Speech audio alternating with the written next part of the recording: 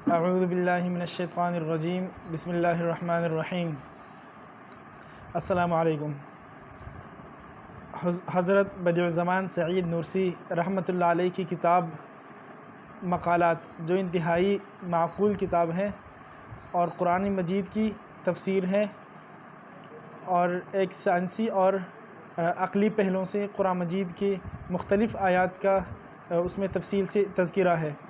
اس مقالات والی کتاب سے انشاءاللہ تعالی ہم وقتاً فوقتاً حاضر ہوتے رہیں گے اور آپ کے سامنے عبارت پڑھ کر اور پھر اس کی مختصر سی تشریح کریں گے۔ تو آئیے پڑھتے ہیں آج پہلا مقالہ۔ میرا نام جمال ناصر ہے اور یہ میرے ساتھ جو بیٹھے ہوئے یہ ترکی سے تشریف لائے ہیں پاکستان، اور کراچی میں رہائش پذیر ہیں، اور ان کا کام ہی یہی ہے کہ قرآن مجید کی تفسیر اور یہ مقالات ان کی نشر و اشاعت ہے۔ تو آئیے پڑھتے ہیں پہلا مقالہ۔ بسم اللہ الرحمن الرحیم۔ بسم اللہ، ہر اچھائی اور بھلائی کی بنیاد اور ہر اہم کام کا سر آغاز ہے، اس لیے ہم بھی آغاز اسی کے ساتھ کرتے ہیں۔ اے میرے نفس، تمہیں اس بات کا علم ہونا چاہیے کہ یہ پاکیزہ اور مبارک لفظ جس طرح اسلام کا ایک شعار ہے، اسی طرح یہ وہ برگزیدہ کلمہ ہے جس کا ورد تمام موجودات زبان حال سے کر رہی ہے۔ پس اے عزیز من، اگر تیری یہ خواہش ہے کہ تجھے بسم اللہ میں پائی جانے والی اس دائمی اور عظیم الشان قوت اور نہ ختم ہونے والی وسیع و عریض برکات کا ادراک ہو جائے تو اس چھوٹی سی تمثیلی کہانی کو غور سے سن۔ عرب کا وہ صحرا جہاں پر بدوی لوگ رہتے ہیں، وہاں پر جو کوئی بھی سفر کرتا ہے اس کے لیے ضروری ہے کہ وہ کسی قبیلے کے سردار کے ساتھ راہ و رسم رکھیں اور اس کی حمایت اور حفاظت میں رہیں، تاکہ لٹیروں کی دستبر سے محفوظ رہ کر اپنے کام سر انجام دے سکیں اور اپنی حاجات و ضروریات کی تکمیل کر سکے۔ بصورت دیگر وہ اکیلا بے شمار دشمنوں اور بے حد و حساب حاجات و ضروریات کے سامنے بے چین اور پریشان حال رہ جائے گا۔ ایک دفعہ کا ذکر ہے کہ دو آدمی اس قسم کی سیاحت کے لیے صحرا میں داخل ہوئے۔ ان میں سے ایک آدمی متواضع اور دوسرا خود سر اور مغرور تھا۔ عاجز اور متواضع آدمی اپنا تعلق ایک سردار کے ساتھ جوڑ کر اس کی ماتحتی میں آ گیا اور اس کا پیروکار بن گیا، جبکہ مغرور آدمی نے کسی کے ساتھ اس قسم کا تعلق جوڑنے سے انکار کر دیا۔ سردار کے ساتھ تعلق رکھنے والا آدمی جس خیمے میں جاتا، سردار سے تعلق داری کی وجہ سے ہر کوئی اس کے ساتھ عزت و احترام سے پیش آتا، اور اگر راستے میں اسے کوئی لٹیرا مل جاتا تو وہ اسے کہتا، میں یہاں علاقے کے سردار کا آدمی ہوں اور اسی کے تعارف اور مہربانی سے یہاں گھوم پھر رہا ہوں۔ اس پر وہ لٹیرا اس کا راستہ چھوڑ دیتا، جبکہ خود سر اور مغرور آدمی کو اس قدر مصائب و آلام کا سامنا کرنا پڑا کہ جو بیان سے باہر ہیں، کیونکہ وہ اپنے تمام سفر میں مستقل خوف و ہراس اور مسلسل خطرات سے دوچار رہا، اور یوں اس نے اپنے آپ کو خود ہی ذلیل و رسوا کر لیا۔ پس اے میرے مغرور نفس، یاد رکھ کہ تو ہی وہ سیر و گردش کرنے والا بدوی ہے، اور یہ وسیع و عریض دنیا وہ صحرا ہے جس میں تو گھوم پھر رہا ہے۔ تیرے فقر و عجز کی کوئی حد نہیں ہے، اس طرح تیرے دشمنوں کی اور تیری حاجات و ضروریات کی بھی کوئی حد نہیں ہے۔ حالت جب یہ ہے تو پھر اس صحرا کے ابدی مالک اور ازلی حاکم کی پناہ میں آ جا۔ اس طرح تو دنیا کے سامنے ہاتھ پھیلانے اور مصائب و حادثات کے سامنے خوف و خطر کی ذلت سے بچا رہے گا۔ جی ہاں، یہ کلمہ ایسا بابرکت خزانہ ہے جو تمہارے لا انتہا عجز و فقر کے وسیع اور بے پایہ رحمت و قدرت کے ساتھ منسلک کر دیتا ہے، اور تمہارے عجز و فقر کو اس قدیر و رحیم کے حضور مقبول ترین سفارشی بنا دیتا ہے۔ جی ہاں، جو شخص بسم اللہ کے ساتھ حرکت کرتا ہے اس کی مثال ایسے ہیں جیسے کوئی شخص فوج میں بھرتی ہو جائے۔ اب وہ گورنمنٹ کے نام سے ہر قسم کا تصرف کرتا ہے اور کسی سے خوف نہیں کھاتا، وہ قانون اور حکومت کا ترجمان بن جاتا ہے۔ اس طرح وہ اپنی ڈیوٹی سر انجام دیتا ہے اور ہر چیز کے سامنے ثابت قدم رہتا ہے۔ ہم نے ابتدا میں ذکر کیا ہے کہ تمام موجودات اپنی زبان حال سے اللہ کے نام کا ورد کر رہی ہیں، یعنی وہ بسم اللہ کہہ رہی ہیں۔ کیا واقعتاً ایسا ہی ہے؟ جی ہاں، ایسا ہی ہے۔ اگر آپ دیکھیں کہ ایک آدمی تمام لوگوں کو ہانکتا ہوا ایک جگہ پر اکٹھا کر رہا ہے اور انہیں مختلف کام کرنے پر مجبور کر رہا ہے، تو آپ کو یقین ہو جائے گا کہ یہ شخص اپنی ذات کی ترجمانی نہیں کر رہا ہے اور لوگوں کو اپنی نام، طاقت اور قوت کے بل بوتے پر اس طرح نہیں ہانک رہا ہے، بلکہ وہ ایک سپاہی ہے اور یہ سب کچھ حکومت کے نام سے کر رہا ہے اور اس کی پشت پر حکمران کا ہاتھ ہے۔ موجودات کا بھی یہی حال ہے کہ ہر چیز اپنی ڈیوٹی بسم اللہ یعنی اللہ کے نام کے ساتھ سر انجام دے رہی ہے۔ انتہائی چھوٹے چھوٹے بیج اپنی سروں پر قد آور درخت اور پہاڑوں کی طرح بھاری بھرکم بوجھ اٹھائے ہوئے ہیں، یعنی ہر درخت کہہ رہا ہے بسم اللہ۔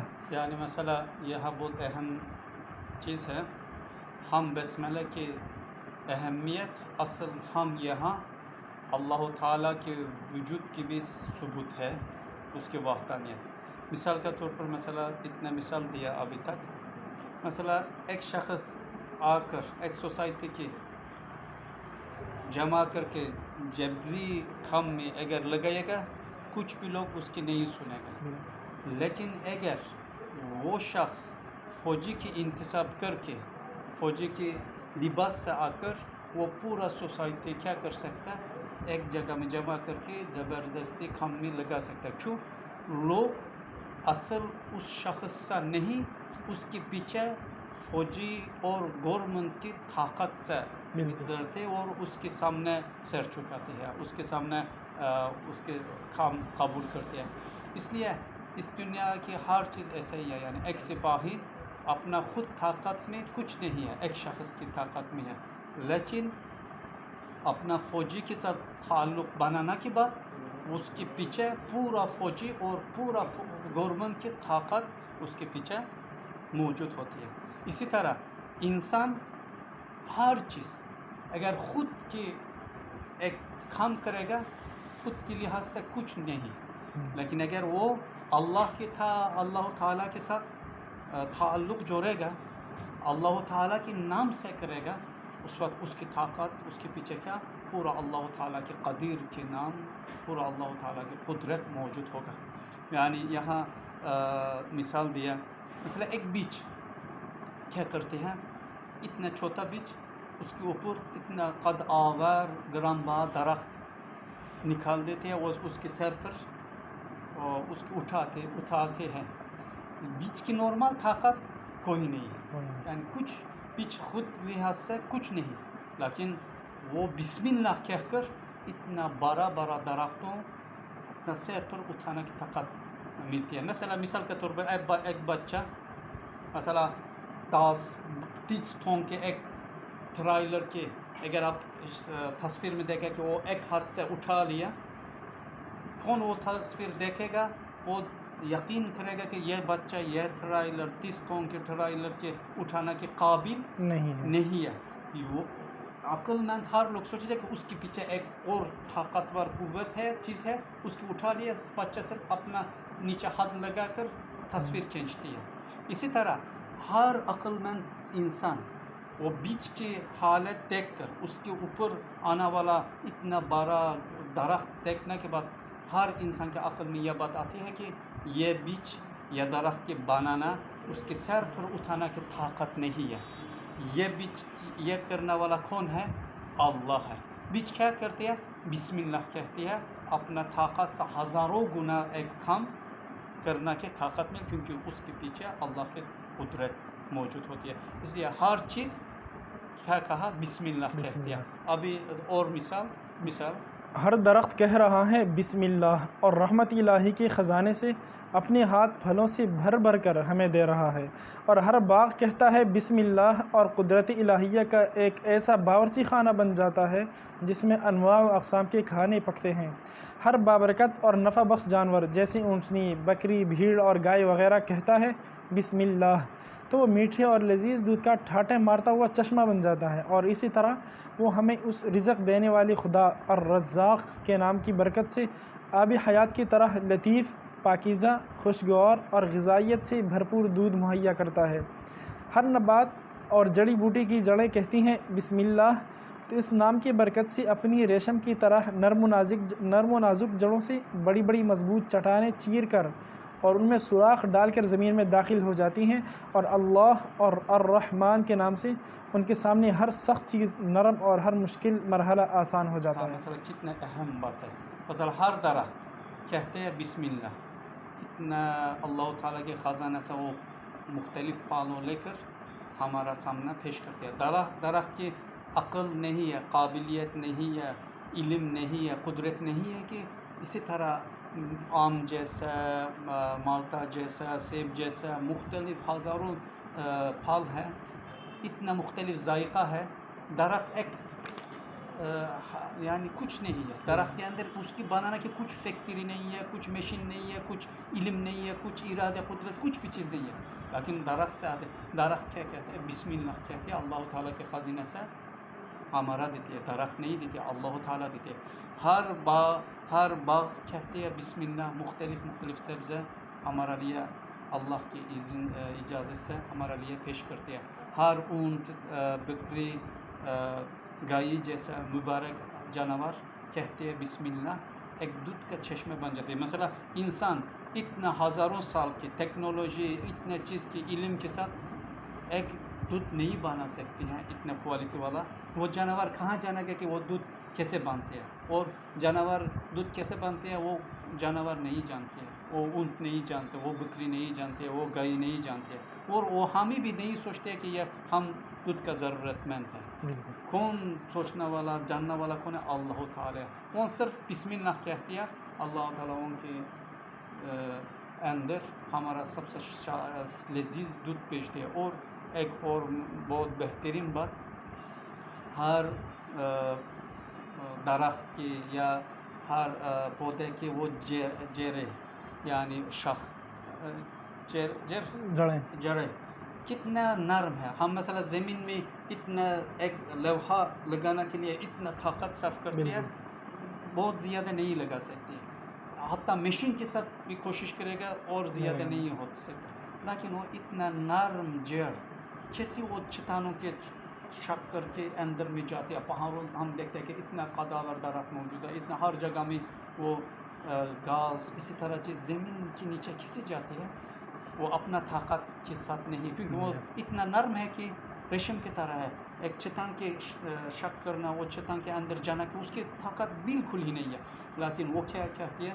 بسم اللہ کہہ کر اللہ کے نام سے جاتی ہے، وہ پتھر، وہ چٹان، وہ جڑ کے لیے ایک پانی کی طرح نرم بن جاتی ہے، اس کی طرح وہ اس کے اندر آسانی سے گزر جاتی ہے۔ یعنی وہ اپنا نام سے نہیں، اللہ کے نام، پہلے مثال میں کہا تھا ایک سردار کے نام کر ہر جگہ میں آسانی سے بالکل کام کر سکتے ہیں، اسی طرح وہ جڑ بھی، درختوں کے جڑ بسم اللہ کہہ کر ہر چٹان کے اندر، زمین کے اندر آسانی سے کیا کرتے ہیں؟ جا سکتے ہیں۔ یہ دل ہے کہ وہ ہر چیز اپنا نام سے نہیں، اللہ کے نام سے یہ کام کرتے ہیں۔ اللہ کے لیے کچھ بھی چیز مشکل نہیں ہے۔ جی ہاں، جڑوں کا سخت چٹانوں میں ایسے ہی سہولت کے ساتھ منتشر ہو جانا اور مٹی کی تاریکیوں میں ان کا غذا کو ذخیرہ کر لینا، جیسے کہ شاخیں اور ٹہنیاں ہوا میں پھیل جاتی ہیں، اسی طرح سبز پتوں کا گرمی کی شدت اور اس کی لو کو برداشت کرتے ہوئے تر و تازہ رہنا، یہ سب کچھ اور اس طرح کے دوسرے بے شمار حقائق مادہ پرست اور اسباب کے غلاموں کے منہ پر زوردار تماچا مارتے ہیں، اور تم اندھے ہو جاؤ کہتے ہوئے ان کی آنکھوں میں انگلیاں ٹھونستے ہیں، اور ان سے کہتے ہیں جس سختی اور حرارت پر تم نازا ہو وہ از خود عمل نہیں کرتی، بلکہ اپنی ڈیوٹی ایک ہی حکم دینے والی ذات کے حکم سے ادا کرتی ہے۔ وہ ذات باریک، لطیف اور نرم و نازک ریشوں کو اس طرح بنا دیتی ہے کہ گویا کہ وہ موسیٰ علیہ السلام کی لاٹھی ہے، جو اپنے اللہ کے اس حکم کی تعمیل کرتی ہوئی چٹانوں کو شق کرتی چلی جاتی ہیں، اور فَقُلْنَا اضْرِب بِعَصَاكَ الْحَجَرَ والی امر الہی کو عملی جامہ پہناتی چلی جاتی ہے، اور ان باریک، لطیف اور نرم و نازک پتوں کو اس طرح بنا دیتی ہے کہ گویا کہ وہ ابراہیم علیہ السلام کی جسم کے اعضاء ہیں، جو آگ کی شعلوں کے سامنے یا نار کونی برداً و سلاما پڑھ رہے ہیں۔ یعنی مثلا طبیعت میں فین کے یا نیچر کے قوانین میں کیا ہے، یا نرم چیز سخت چیز کے اندر نہیں جا سکتا ہے، یا قانون ہے، لیکن ہم دیکھتے ہیں کہ وہ قانون بالکل نہیں چلتی ہے. یعنی وہ کے منہ پر تمانچہ مارتے ہیں، یعنی تم اندھا ہو جاؤ. تم بولتے ہیں کہ اللہ کی انکار کر کے ہر چیز خود بخود کام کرتے ہیں، بولتے وہ دلالت طبیعت کا رسلو. لیکن وہ درخت کے جڑ کیسے اگر خود بخود کام کرے گا، اس کی چٹان کے اندر وہ نرم چیز اتنا سخت چیز کے کیسے شک کر کے اس کے اندر جائے گا؟ یا بالکل ضد ہے.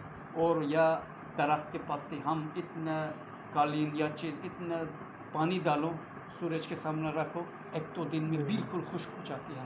لیکن وہ اتنا پتلی پتے مہینوں میں سورج کے سامنے 12 گھنٹہ 16 گھنٹہ سورج کے سامنے رکتی ہے، لیکن خشک نہ ہوتی ہے، نہ جل جاتی ہے.